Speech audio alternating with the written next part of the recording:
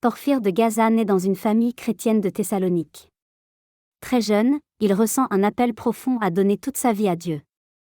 Il choisit la voie du retrait et de la prière, quittant le confort familial pour vivre comme ermite.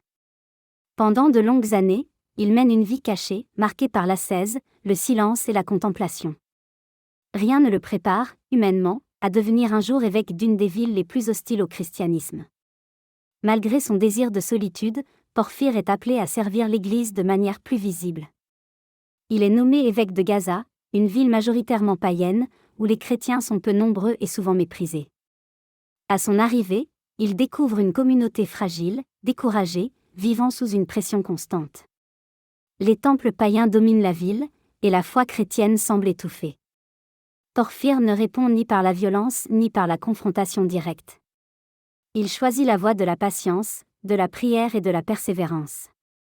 Il soutient les chrétiens, les encourage, les visite, partage leurs difficultés quotidiennes. Il leur rappelle que la transformation d'un cœur et d'une société prend du temps. Les obstacles sont nombreux. Porphyre fait face à l'hostilité, à l'indifférence et parfois à la moquerie. Il connaît aussi la pauvreté matérielle, manquant de ressources pour soutenir sa communauté. Pourtant, il ne se décourage pas.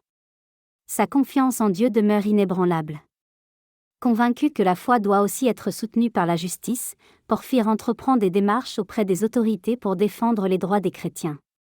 Il ne cherche pas le conflit, mais la reconnaissance d'une coexistence pacifique. Son attitude ferme et respectueuse finit par porter du fruit. Peu à peu, la situation évolue. Les chrétiens peuvent pratiquer leur foi plus librement. Des lieux de culte sont construits. La présence chrétienne, autrefois marginale, devient visible. Cette transformation ne se fait pas en un jour. Elle est le fruit d'années de prière, de patience et de fidélité. Porphyre reste jusqu'au bout un pasteur humble. Il ne s'attribue jamais les succès obtenus. Il sait que toute conversion véritable est l'œuvre de Dieu.